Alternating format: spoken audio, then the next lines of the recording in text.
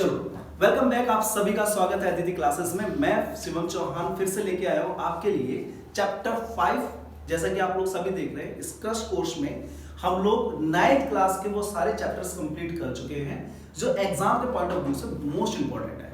तो आप लोगों को बस अब करना ये है कि इसी सीरीज में आप लोगों को बस लगे रहना है। जितने भी नोट्स मैंने कराए आप हूबहू कोशिश करें उनको वैसे ही नोट डाउन करें, और आप कोशिश ये भी करें कि उनको साथ के साथ रिवीजन विद प्रैक्टिस करते जाएं। इन शॉर्टली मैं ये कहना चाहता हूं कि भैया आप पढ़ तो रहे हो, लेकिन पढ़ी हुई चीजों को याद हो रही है या नहीं, इस चीज का आप टेस्ट भी करते रहें। साथ के साथ उसको क्या करें, याद करें और उसका एक रिवीजन बेस बनाते चलें, यानी कि लिख लिख के प्रैक्टिस करें। तो चलिए, चैप्टर 5 कहीं ना कहीं ये इस सीरीज में एक लास्ट चैप्टर भी हो सकता है, क्योंकि मैंने वही चैप्टर कराने की कोशिश की है जो प्रोबेबिलिटी है कि एग्जाम में आएंगे ही आएंगे, है ना। चलो, तो इस चैप्टर में मैं जो आप लोगों को कराऊंगा, लेकिन उससे पहले मैं आप लोगों को बहुत सारी चीजें ऐसे ही बताने वाला हूं कि भैया इस चैप्टर का नाम है प्राकृतिक वनस्पति तथा वन प्राणी, यानी कि हम इस चैप्टर में पढ़ने जा रहे हैं फॉरेस्ट यानी कि जंगल की वो सारी ही वाइल्ड लाइफ और वहां होने वाली उन सारी विविधताओं, सारी प्राकृतिक जीव जंतुओं के बारे में, स्पेशली पेड़ पौधों के बारे में, जो कि कहीं ना कहीं भारत और भारत जैसे जितने भी देश हैं उन देश की वाइल्ड लाइफ के बारे में एक्यूरेट जानकारी देता है। तो देखिए, जैसे कि मैंने यहाँ पर लिखा हुआ है, मुख्य बिंदु यानी कि जो मेन पॉइंट है इस चैप्टर में वो क्या है और जिस पे आपको बहुत फोकस्ड रहना है। एक चीज और मैं आप लोगों को बताऊं कि आप लोग ना जो भी पॉइंट मैं यहाँ बता रहा हूँ उस पॉइंटों को लिख कर आप कोशिश करें, इनकेस अगर वैसे तो मैंने शॉर्ट में ही बताया है, बट आप लोग कोशिश ये करें कि उन पॉइंटों को आप बुक से भी पढ़ें, क्योंकि अगर आप लोग बेटा उसको बुक से पढ़ते रहोगे तो कहीं ना कहीं आपकी जो रूट है वो और स्ट्रांग हो जाएगी। देखिए, भारत में प्राकृतिक वनस्पति तथा वन प्राणी, ये तो हम पढ़ेंगे ही पढ़ेंगे कि भारत में ऐसी कौन कौन सी चीजें हैं जो बहुत ज्यादा इंपॉर्टेंट होती हैं जीव जंतुओं के लिए, ठीक है, उनकी लाइफ में सरवाइव करने के लिए, और उनका इफेक्ट हमारे मानव जाति पे क्या पड़ता है, ये सारी चीजें। धरातल, भूभाग और मृदा, हम ये भी पढ़ेंगे इस चैप्टर में कि धरातल के बारे में अगर हम बोले तो इसमें हम पढ़ेंगे भूभाग, यानी कि पृथ्वी का भूभाग कैसा है। आपने सुना होगा कई मिथ हैं ऐसे कि कई लोग कहते हैं कि जो पृथ्वी है ना वो समतल है, बट ऐसा नहीं है। पृथ्वी एक गोलाकार आकार में है और इसकी अपनी खुद की लंबाई चौड़ाई और क्या है, इसका एक आकार है, ठीक है। तो हम पढ़ेंगे कि भूभाग कितना है, ठीक है। और मृदा के बारे में आपने सुना ही होगा, क्लास 8th 7th में मृदा के बारे में स्पेशल पढ़ाया भी जाता है कि क्लास जैसे कि होता है ना मिट्टी के रूप, है ना, काली मिट्टी, पीली मिट्टी, ठीक है, जलोढ़ मृदा। तो इस मृदा क्या है, इनकी क्या इंपॉर्टेंट है, ये भी हम इसमें पढ़ेंगे। दूसरा पॉइंट, तीसरा पॉइंट है इसमें जलवायु। अब जलवायु क्या, तो आपने देखा होगा कि कभी मौसम ठंडा है कभी गर्म है। वहीं पर अगर हम भारत की ही बात करें स्पेशली, तो भारत में उत्तरी क्षेत्र में अगर देखें तो वहां ठंडा मौसम बना रहता है, और वहीं अगर हम दक्षिणी क्षेत्र में देखें तो वहां पर मौसम क्या है, ना ज्यादा ठंडा ना ज्यादा गर्म। वहीं अगर भारत के राजस्थान जैसे क्षेत्र में देखें, छत्तीसगढ़ जैसे क्षेत्र में देखें, तो यहाँ पर जो मौसम है वो गर्म बना रहता है। तो ये जो जलवायु है ये क्या है, तो हम ये जलवायु में पढ़ेंगे क्या तापमान यानी टेम्परेचर कैसे इफेक्ट करता है, ठीक है, वाइल्ड लाइफ पे। सूर्य का प्रकाश कैसे इंपॉर्टेंट है हमारे लिए, जीव जंतुओं के लिए, ये सारी चीजें वैसे तो आप ऑलरेडी पढ़ चुके हैं, लेकिन मैं आपको बताऊंगा कि सूर्य का प्रकाश भी एक बहुत बड़ा एलिमेंट है इंसान की जिंदगी में। वर्षा पढ़ेंगे, मतलब वर्षा ना हो तो कुछ ना हो, ठीक है। तो वर्षा है क्या, वर्षण बारिश का क्या रूप है, ये सारी चीजें भी हम इसमें क्लियर करते चलेंगे। हम इसमें पढ़ेंगे पारिस्थितिक तंत्र। पारिस्थितिक तंत्र का मतलब ये हो गया बेटा कि एक स्थान पे जीव जंतु कितने हैं, कैसे हैं, वहीं उसी क्षेत्र के जैसे ही दूसरे क्षेत्र पे जीव जंतु की संख्या कितनी है, कैसे है। फॉर एग्जाम्पल, एक प्रकार के जीव जंतु भारत में किसी एक क्षेत्र में ही पाए जाते हैं और दूसरे क्षेत्र में नहीं पाए जाते। फॉर एग्जाम्पल, बंगाल की खाड़ी या पश्चिम बंगाल में उगने वाले मैंग्रोव वन के बारे में आपने सुना ही होगा। तो मैंग्रोव वन की खासियत है कि ये सिर्फ पश्चिम बंगाल और सिर्फ कोस्टल एरिया में ही उगते हैं, और वहां पाए जाने वाला एक बंगाल टाइगर आपने सुना होगा, वो सिर्फ उसी क्षेत्र में ही पाया जाता है और भारत के किसी और क्षेत्र में नहीं पाया जाता है। इसे जैव विविधता बोलते हैं, पारिस्थितिक तंत्र बोलते हैं कि ये क्या है, जीव जंतुओं का एक स्थान से दूसरे स्थान में जो पाया जाता है, ये पारिस्थितिक तंत्र के अंतर्गत आता है। वनस्पति के प्रकार क्या हैं? कई ऐसे जीव जंतु जैसे वनस्पति के प्रकार, पौधे किस प्रकार के हैं, राइट, पेड़ कौन कौन से हैं, उनके यूजेस क्या है, ये सारी चीजें। उसके बाद हम इसमें पढ़ेंगे उष्णकटिबंधीय वर्षा वन और पर्णपाती वन। आपने सुना होगा वर्षा वन के बारे में। अच्छा, इनका नाम वर्षा वन क्यों पड़ा, ये सुनो। वर्षा वन इसलिए पड़ा क्योंकि ये सदाबहार वन, या आप बोल सकते हो ये ऐसे वन होते हैं बेटा जो एवरग्रीन होते हैं, ठीक है, लंबे लंबे होते हैं, ग्रीन रहते हैं, जिसकी वजह से यहाँ पर वर्षा प्रॉपरली होती रहती है, तो इसलिए इसको वर्षा वन भी कहते हैं और पर्णपाती वन भी इन्हें कहा जाता है। कटीले वन तथा झाड़ियां, ये ऐसे वन क्षेत्र होते हैं जहां पर वर्षा जो होती है वो कम सेंटीमीटर में होती है, और ये कटीले वन के अंतर्गत गिने जाते हैं। क्यों? क्योंकि यहाँ पर उगने वाले पेड़ पौधों की खासियत होती है कि इनमें कांटे होते हैं, जैसे बबूल हो गया, कीकड़ हो गया, आपने नाम सुने होंगे। वहीं पर हम पढ़ेंगे पर्वतीय वन, यानी कि भारत में कौन कौन से क्षेत्र पे पर्वतीय वन है। पर्वतीय वन की खासियत देख लो, मैं यहाँ पर बता दूं आपको, ये अक्सर ना इस तरीके के होंगे, यानी कि ये कोन के आकार में होंगे, इस प्रकार के पर्वतीय वन। ये ऐसे होते क्यों? रीजन है कि भैया जब इन पे बर्फ गिरती है तो ये जम ना सके, ये जम के नीचे पानी की फॉर्म में गिर जाए, इसलिए पर्वतीय वन इस फॉर्म के होते हैं या इस तरीके के होते हैं। मैंग्रोव वन के बारे में पढ़ेंगे। अभी मैंने आपको बताया था कि भारत के कुछ क्षेत्र ऐसे भी हैं जहां पर स्पेशली मैंग्रोव वन पाए जाते हैं। मैंग्रोव वन की खासियत क्या है? ये पानी और समुद्र की लहरों को आगे जाने से रोकते हैं, ये होते हैं मैंग्रोव वन। इन वन की खासियत भी है कि इन वन की खासियत है कि ये आधे पानी के अंदर होते हैं और आधे पानी के ऊपर होते हैं, और जो पानी के अंदर होते हैं ना, यही समुद्री लहरों को तटीय क्षेत्र तक जाने के लिए रोकती हैं। हम वन्य प्राणी के बारे में भी इस चैप्टर में पढ़ेंगे। वन्य प्राणी मतलब जीव जंतु, है ना, कहां पर शेर पाया जाता है, कहां पर बाघ है, कहां पर मतलब हाथियों की प्रजाति और पक्षियों की प्रजाति कहां पर, ये सारे पॉइंट हम इसमें क्लियर करते चलेंगे। तो जुड़े रहिए इस अदिति क्लासेस के साथ। और अगर आप लोगों ने चैप्टर इस लेसन्स को, या फिर मैं बोल रहा हूँ आप लोगों कि अगर आप लोगों ने अभी तक इस चैनल को अच्छे से सब्सक्राइब नहीं किया बेटा, तो इसको पहले सब्सक्राइब करो, शेयर किया करो। क्योंकि ये मैं इसलिए बोल रहा हूँ, मैंने देखा है कि मैं बहुत मोस्ट इंपॉर्टेंट चीज़ें पढ़ाता तो हूँ, लेकिन उस पर जो पढ़ने वाले बच्चे बस उनकी ही व्यूज़ दिखते हैं मुझे, और व्यूज़ नहीं दिख रहे हैं। फॉर एग्जाम्पल अब ये हो गया इसका रीज़न कि या तो ये उन तक पहुँच नहीं रहा है चैनल, और दूसरा या तो आप लोग सब्सक्राइब नहीं करते हो। सब्सक्राइब कर भी लिया है तो आप शेयर नहीं करते हो, तो इसको बेटा शेयर करो ताकि ये मेरी वीडियोस उन बच्चों तक पहुंचे जो कहीं ना कहीं कंफ्यूज रहते हैं पढ़ाई को लेके कि क्या पढ़ें क्या ना पढ़ें, ठीक है। और भी कई सारी वीडियोस मैंने इसमें चैप्टर में शॉर्ट्स भी बनाए हुए हैं जिसमें आप देख सकते हो पढ़ाई का क्या तरीका है, पढ़ाई कैसे करनी चाहिए, ठीक है। चलिए स्टार्ट होते हैं हम पहले टॉपिक के साथ, जिसका टॉपिक का नाम है भारत में प्राकृतिक वनस्पति तथा वन्य प्राणी। आप एक फॉर्म में ये बोल सकते हो कि भारत में प्रकृति, यानी कि भारत के अंदर, आप लोग पहले ये नक्शा देखो, ये मैप दिख रहा है, ये मैप के अंतर्गत आपको ये चीज पता चले कि भारत आखिर है कैसा। देख लिया मैप, अब देखो आगे। भारत विश्व के 12 जैव विविधता वाले देशों में एक है, यानी कि पूरे विश्व में अगर हम पूरे अर्थ की बात करें तो पूरे अर्थ पे भारत एक ऐसा देश है जो 12 मुख्य जैव विविधताएं हैं यहाँ पर, यानी कि प्राकृतिक रूप से, जीव जंतु के रूप से, यहाँ की मिट्टी के रूप से, पर्वतीय पहाड़ के रूप वजह से, नदियों की वजह से भारत अपने आप में हिस्ट्री लिखता है पूरे विश्व में। वहीं पर अगर हम बात करें दूसरे पॉइंट की, तो भारत में अनेक प्रकार के जैविक रूप भी पाए जाते हैं। अब आप कहोगे भैया जैविक रूप आप बोलते रहे हो, लेकिन ये जैविक रूप है क्या? तो जैविक रूप का मतलब ये हो गया बेटा कि आपने देखा होगा कि उत्तर में पहाड़ पर्वत है, ठीक है, वहां पर पाए जाने वाले जीव जंतु अलग है, ठीक है।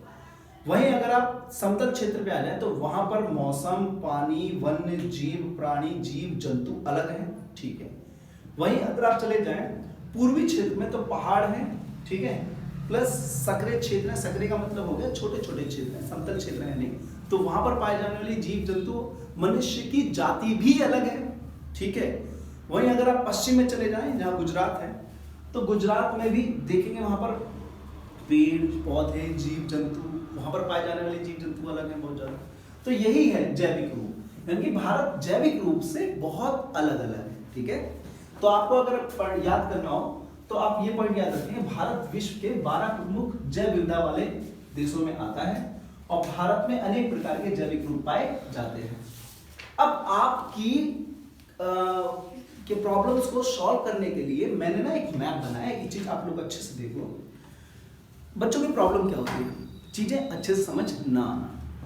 अगर चीजों को बारीकी रूप से क्लियर कर दिया जाए तो चीजें समझ में भी आ जाती हैं और लॉन्ग टाइम तक याद भी रहती हैं, जो आपके एग्जाम में काम आएंगी। तो आप लोग मैप समझो, ये डायग्राम समझो, एनालाइज करने का मेरा काम है, आप बस एनालाइज फोकस्ड रहना। जैविक प्रकार की अगर हम बात करें तो पौधे, मैं पहले भारत का नक्शा वैसे तो आप लोगों ने ऑलरेडी अभी देख ही लिया है, लेकिन मैं एक रैंडमली ड्रॉ करता हूँ फ्री हैंड, जिससे कि आपको थोड़ा सा क्या मिल जाए, थोड़ा सा आइडिया और लग जाए, ठीक है। ठीक, अगर मेरे मैप में आप लोगों को कोई गड़बड़ लगे तो बता देना, ज्यादा अच्छी मेरी ड्राइंग वैसे। अब देखो पौधे, ये पूरा हिमालय रेंज, ये पूरा कोस्टल क्षेत्र, ये वाला कोस्टल क्षेत्र, ये वाला कोस्टल क्षेत्र, ठीक है।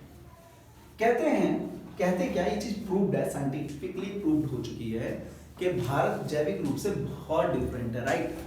तो यहां बोला गया है कि भैया भारत में जैविक प्रकार अगर देखें तो पौधे, सिर्फ पौधों की जो प्रजाति है, या बोलो कि इनके जो अलग अलग रूप हैं, वो हैं 47,000 differences plant in our India. ये वो प्लांट है बच्चों जो अलग अलग रंग, अलग अलग स्मेल के हैं या फिर महक के हैं, ठीक है। तो ये एक जैविक प्रकार है। दूसरा जैविक प्रकार है फूल। भारत में पाए जाने वाले 15,000 प्रजाति के फूल पाए जाते हैं, flowers. India found the 15,000 different varieties of flowers in only India. इसमें वो भी फूल है जो, इसमें वो भी पौधे आते हैं जो बिना फूल के पौधे हैं, शैवाल और फर्न और कबक, ये भी अपने आप में एक पौधों की प्रजाति में आते हैं, लेकिन ये 15,000 प्रजाति से अलग हटकर हैं। तो ये हुआ ना एक प्रकार का जैविक प्रकार, जैविक रूप। जानवर की अगर हम बात करें, जानवर, जी हाँ, जानवर मतलब 4 पैर वाले जानवर जो ग्रो करते हैं, बढ़ते हैं, इनकी प्रजाति भारत के अंदर 90,000 की है। तो हुआ ना ये जैविक प्रकार। तो भारत के अंदर 90,000 डिफरेंट टाइप के एनिमल्स और उनकी वैरायटीज पाई जाती है। तो ये भी भारत के अंदर क्या है, जैविक प्रकार है। ऐसा हर देश में नहीं है बेटा, हर देश में टेम्परेचर के हिसाब से एनिमल्स है, लेकिन भारत एक ऐसा सुटेबल देश है जहां पर डिफरेंट प्रकार के पेड़ पौधों के साथ साथ जानवर पाए जाते हैं। आपको शायद ही याद होगा कि जब आप छोटी क्लास में थे या जब कहानी सुनते हैं तो आपको अक्सर बताया जाता है कि यहाँ पर डायनासोर का वास हुआ करता था या इस प्रकार के जीव जंतु होते थे।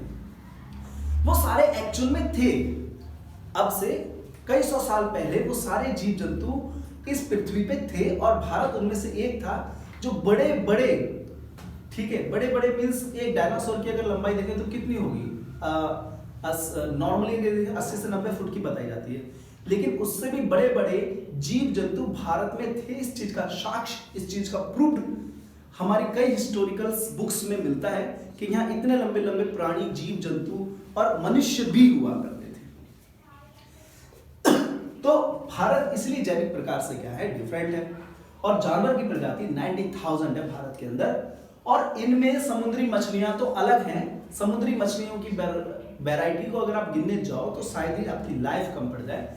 समुद्री वैरायटी भी बहुत है, मछलियां तो अलग हटके हैं कि भैया इनकी वैरायटी तो अलग है।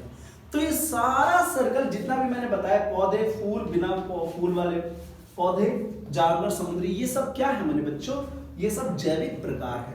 तो जैविक प्रकार में आप ये डेफिनेशन याद रखेंगे और बाकी की जो चीजें मैं आपको करा रहा हूं वो चीज, ओके। अब देखते हैं आगे के पॉइंट। सारे पॉइंट्स मैंने आपको ऑलरेडी बता दिए हैं। अब देखो, क्योंकि मैं थोड़ा सा स्पीड में हूं, रीजन है कि भैया चीजें थोड़ी बताओ लेकिन अच्छी बताओ, और मैं क्लियरिटी में ज्यादा बिलीव करता हूं। तो उस पॉइंट में आगे हम लोग पढ़ रहे थे कि पौधों की विभिन्न जातियों के पाए जाने के कारण भारत संसार में 10वें तथा एशिया के देशों में चौथे स्थान पर आता है। रीजन है कि भारत में इतनी प्रकार के अलग अलग वन जीव, वन प्राणी जीव पाए जाते हैं, पौधों की अलग प्रजाति है, जीवों की अलग प्रजाति है।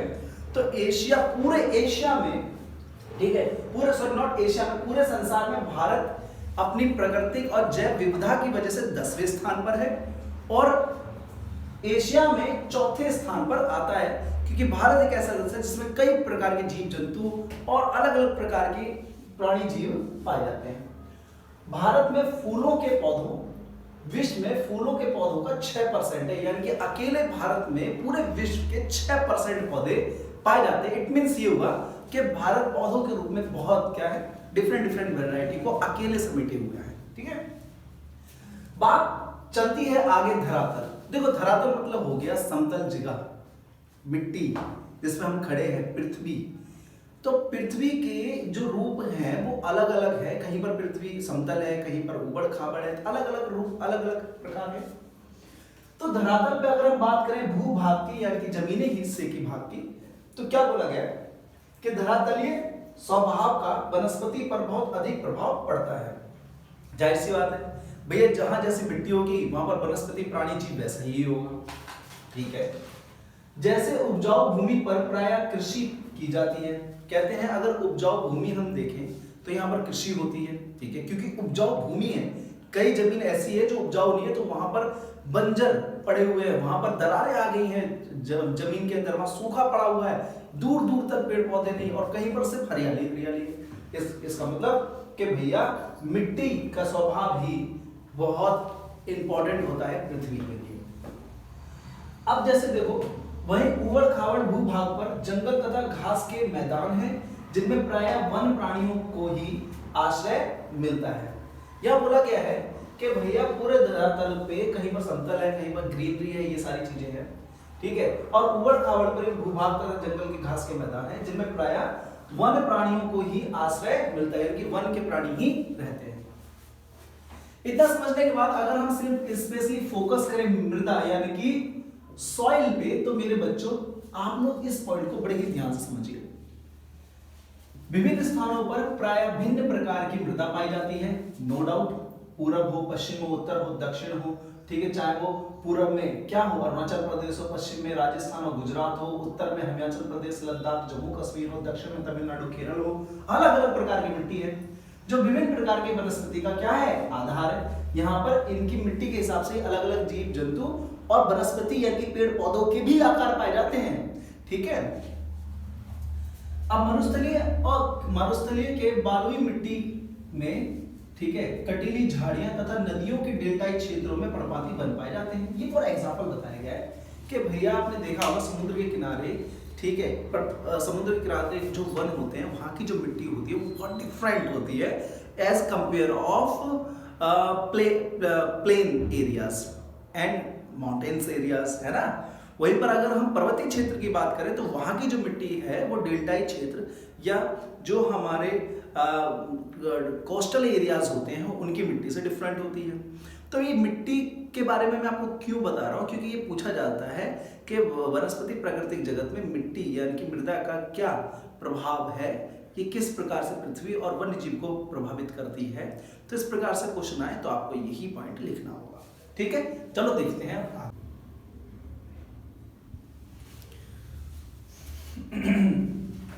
तो ये सारे पॉइंट्स पढ़ने के बाद अब बात आ जाती है जलवायु पे। अब जलवायु की अगर बात कर ही रहे हैं तो हमें पता होना चाहिए तापमान मतलब टेम्परेचर। तापमान अगर देखा जाए तो वनस्पति की विविधता तथा इसकी विशेषताएं तापमान तथा वायु की नमी के ऊपर भी निर्भर करती है। भैया जो पेड़ पौधे होते हैं, पेड़ पौधे, फूल, पत्तियां, ये सारी चीजें जो होती हैं ये डिपेंड करती है टेम्परेचर की नमी पे। टेम्परेचर मतलब ऊपर का जो तापमान होता है, अगर वो बहुत गर्म होगा तो जाहिर सी बात है पेड़ पौधों पे गर्म इफेक्ट पड़ेगा, जिसकी वजह से उनकी ग्रो नहीं हो पाएगी। वहीं अगर बहुत ज्यादा ठंडा असर पड़ेगा तो भी ग्रो रुक जाएगी। तो पेड़ पौधों पे, वनस्पति पे तापमान भी बहुत अहम रोल प्ले करता है उनको ग्रो अप होने पे, उनको आगे बढ़ने में। ठीक है। वनस्पतियों के पनपने तथा उसकी वृद्धि हिमालय पर्वत को ढालने एवं प्रायद्वीप पहाड़ियों की 915 मीटर की ऊंचाई में कमी व तापमान प्रभावित होता है। जाहिर सी बात है भैया, 915 मीटर ऊपर जो टेम्परेचर है वो नीचे नहीं होगा ऑब्वियसली, तो जो इफेक्ट ऊपर पड़ेगा प्रकृति पे, वन जीव पे, वो इफेक्ट नीचे नहीं पड़ सकता है। वह चीज लिखी हुई है। सूर्य का प्रकाश भी एक मेन रोल प्ले करता है। सूर्य की रोशनी किसी भी स्थान पर पड़ने वाली सूर्य के प्रकाश के समय उस स्थान का आशांश समुद्र तल से उसकी ऊंचाई तथा ऋतुओं पर निर्भर करता है। जाहिर सी बात है, किसी भी स्थान का जो तापमान है या बोल सकते हो कि नीचे का जो एटमॉस्फेयर है सूर्य की रोशनी पे इफेक्ट करते ही करता है। और सूर्य की रोशनी क्या बोला है कि आशांश और समुद्री तल और उसकी ऊंचाई तथा ऋतुओं पे निर्भर है।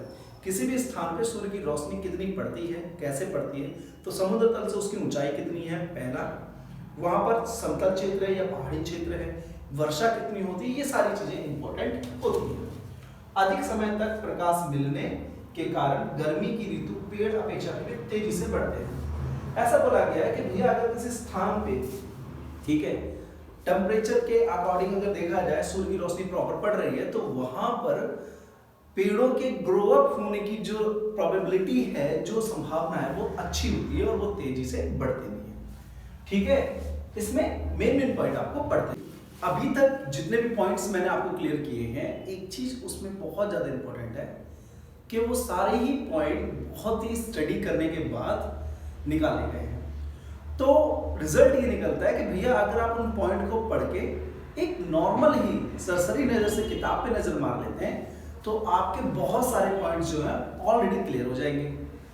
अब इसी चैप्टर के अंतर्गत अब हम पढ़ते हैं कुछ ऐसे पॉइंट्स जो इंपॉर्टेंट तो है और रेलिवेंट रखते ही हैं। स्टार्टिंग से बोलता रहा हूं कि रेलिवेंट रख रहे हैं आपके एग्जाम से। वर्षण क्या है? वर्षण तो सुनो, भारतीय उपमहाद्वीप में लगभग सारी वर्षा आगे बढ़ते हुए दक्षिण पश्चिमी मानसून एवं पीछे हटते हुए उत्तर पूर्वी मानसून के कारण होती है। भारत में वर्षा होने का कारण क्या है? बारिश होने का कारण यह है कि जून जुलाई के बाद जब वर्षा कम होने लगती है तो यहां पर बोला गया है कि आगे बढ़ते हुए दक्षिण पश्चिमी मानसून, यानी कि दक्षिण से पश्चिम की तरफ जब मानसून जाते हैं, ठीक है, तो पीछे हटते हुए उत्तर पूर्व, यानी कि उत्तर पूर्व से जो मानसून गिरते गिरते गिरते पीछे की तरफ बढ़ रहे हैं दक्षिण पूर्वी हिस्से में, उसके कारण मानसून क्या होता है, यानी कि वर्षा जो होती है वो होती है। ठीक है, तो वर्षण या वर्षा के बारे में पूछे तो आपको बस इतना ध्यान रखना है कि ये हमारा भारत है, ठीक है, भारत, ठीक है, ये हमारा क्या है, भारत है। और भारत में ऊपर से जब नीचे की तरफ वर्षा आ रही होती है, मतलब वर्षा की जब मानसून चेंज हो रहा होता है, तो इस कारण क्या होता है, जगह जगह पे बारिश होती है। अब आ जाता है पॉइंट पारिस्थितिक तंत्र कि क्या है पारिस्थितिक तंत्र। तो किसी भी क्षेत्र के कारण, ठीक है, किसी भी क्षेत्र के पादप एवं प्राणी आपस में तथा अपने आसपास के भौतिक वातावरण से परस्पर संबंधित होते हैं। पारिस्थितिक तंत्र क्या है कि भैया एक ऐसा एरिया है जहां पर सिर्फ और सुटेबिलिटी है कुछ ऐसे जीव जंतुओं की जो सिर्फ उसी पारिस्थितिक तंत्र या तापमान पे रह सकते हैं। इन शॉर्ट मैं आपको बोलूं कि भारत में कई ऐसी जगह जो बहुत ठंडी हैं और कई ऐसी जगह जो बहुत गर्म है। तो गर्म स्थानों पर पाए जाने वाले जीव जंतु वो उनका पारिस्थितिक तंत्र है, और ठंडे स्थानों पे स्पेशली पाए जाने वाले स्पेशल जीव वो उनका पारिस्थितिक तंत्र है, क्योंकि वो उसमें ही रह सकते हैं। आगे बोला गया कि तथा पारिस्थितिक तंत्र का निर्माण करते हैं, यानी कि इन्वायरमेंट क्रिएट करते हैं। मनुष्य पारिस्थितिक तंत्र का अविच्छिन्न हिस्सा है, और मनुष्य भी एक प्रकार का पारिस्थितिक तंत्र का ही हिस्सा है, क्योंकि मनुष्य यानी ह्यूमन बीइंग को भी अगर ऐसा इन्वायरमेंट ना मिले जो उसके तापमान के अकॉर्डिंग या एटमॉस्फेयर के अकॉर्डिंग ठीक ना हो, तो वहां पर सर्वाइव नहीं कर सकता। फॉर एग्जाम्पल मैं आपको बताऊं कि भैया उत्तर पूर्व में रहने वाले व्यक्ति अगर सडनली उत्तर यानी कि जम्मू कश्मीर में रहने लगे, ठीक है, या फिर मैं बोलूं कि प्लेन यानी कि जो नॉर्थन जो प्लेन एरिया है जैसे पंजाब, दिल्ली, हरियाणा, यहाँ के व्यक्ति जम्मू कश्मीर में जाकर रहने लगे, तो हो सकता है कि वो वहां पर सर्वाइव ना कर पाए, क्योंकि उनकी पारिस्थितिक तंत्र, उनका जो इन्वायरमेंट है वो हरियाणा, पंजाब, दिल्ली के टेम्परेचर, दिल्ली के मानसून, दिल्ली के जो जलवायु उस पर डिपेंड है ना। अब देखते हैं आगे के पॉइंट में।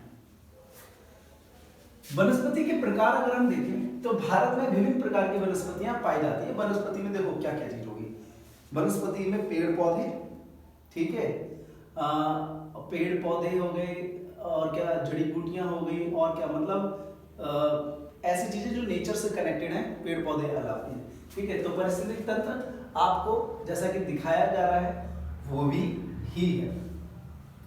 अगर मैं वनस्पतियों की बात करूं तो इनके कुछ प्रकार हैं जो वेल डिफाइंड यहाँ पर नहीं है, लेकिन डायग्राम में मैं उसको एक्सप्लेन कर दूंगा। उष्णकटिबंधीय वर्षावन, ये उष्णकटिबंधीय वर्षावन ये ऐसे वन होते हैं जो स्पेशली ऐसे क्षेत्रों में पाए जाते हैं जहां पर 200 सेंटीमीटर से ज्यादा की वर्षा होती है।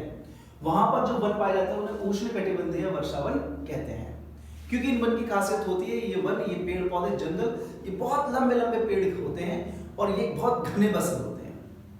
वहीं पर अगर हम बात करें उष्णकटिबंधीय पर्णपाती वन, पर्णपाती मतलब हल्के कटीले और हल्के मतलब कांटेदार वन, ये वन स्पेशली उन क्षेत्रों में पाए जाते हैं जिन क्षेत्रों में पहाड़ या फिर ऊंचाई ढलाई जैसे क्षेत्र होते हैं, जैसे मंसूरी, जैसे मसूरी हो गया, मनाली हो गया, नैनीताल हो गया, इन जगहों पे उष्णकटिबंधीय पर्णपाती वन पाए जाते हैं। कटीले वन एवं झाड़ियां ये हरियाणा, पंजाब के आसपास के जितने भी जंगल हैं वहां पाए जाते हैं, क्योंकि यहाँ पर बबूल, कीकड़ जैसे ये पेड़ होते हैं, इसीलिए कटीले वन एवं झाड़ियां होती हैं। पर्वतीय वन ये वही वन हो गए जैसे कि मैंने अभी थोड़ी देर पहले वीडियो में बताया था कि पर्वत पे, पहाड़ों पे क्या होता है, स्लोप टाइप में क्या होते हैं, पेड़ होते हैं, ठीक है। तो ये पर्वतीय वन कहलाते हैं बच्चों, क्योंकि देखो पेड़, पहाड़ों के ऊपर पेड़ अगर लगते हैं इस तरीके से तो ये सर्वाइव, मतलब अगर पूरा पेड़ निकलेगा तो बर्फ से सर्वाइव नहीं कर पाए, तो ये पेड़ ऐसे होते हैं, सीधे खड़े होते हैं और ये इस फॉर्म में होते हैं, इस फॉर्म में। मैंग्रोव वन के लिए मैंने आपको बताया था कि मैंग्रोव वन क्या होते हैं, तो मैंग्रोव वन में आपको डायग्राम के अकॉर्डिंग बताता हूं। मान लो कि ये है आपके मैंग्रोव वन, ठीक है, जिनकी खासियत है कि आधे पानी में होते हैं, ठीक है, यानी कि इनकी जो लटाएं होती हैं ये क्या होती हैं, पानी में होती हैं। जब समुद्र की लहरें इनसे टकराती हैं ना, तो ये जो स्थान है पूरा का पूरा ये सेफ रहता है, यानी कि लंबी लंबी लहरें इनसे टकराती है और यहाँ तक क्या हो जाती है, शांत हो जाती है। लंबी लंबी लहरें इनसे टकराती हैं और यहाँ तक पहुंचते पहुंचते एकदम स्थिर हो जाती हैं। यानी कि मैंग्रोव वन एक प्रकार से प्रोटेक्शन लेयर है स्थल क्षेत्र के लिए, उन क्षेत्रों के लिए जहां पर क्या है, समतल क्षेत्र है। मान लो कि यहाँ पर क्या है, कोस्टल एरिया है, समतल क्षेत्र है और यहाँ मैंग्रोव वन लगे, तो समुद्र की लहरें इनसे टच होकर इनको प्रोटेक्ट करेंगी, यानी कि यहाँ पर उतनी तेज इसका इफेक्ट नहीं पड़ेगा। तो ये होते हैं मैंग्रोव वन। इसी के साथ ये चैप्टर मैं आपको फिनिश कर रहा हूँ। मोस्ट इंपोर्टेंट पॉइंट मैंने बता दिए हैं। फिर भी अगर आप लोगों को कोई भी डाउट या कोई भी क्वेरी होती है तो आप कमेंट करें, ठीक है। इस चैनल को लाइक किया करो, सब्सक्राइब करो और जितना हो सके बच्चों अपने ओपिनियंस, अपने एडवाइस दीजिए कि हम जो कर रहे हैं वो आपको समझ आ रहा है या नहीं आ रहा है, ठीक है। वैसे तो कोशिश यही है कि आपको अच्छा और 100% दिया जा रहा है। बाकी की आप लोगों का लव और सपोर्ट हमें बहुत चाहिए। थैंक यू सो मच, मिलते हैं नेक्स्ट वीडियो।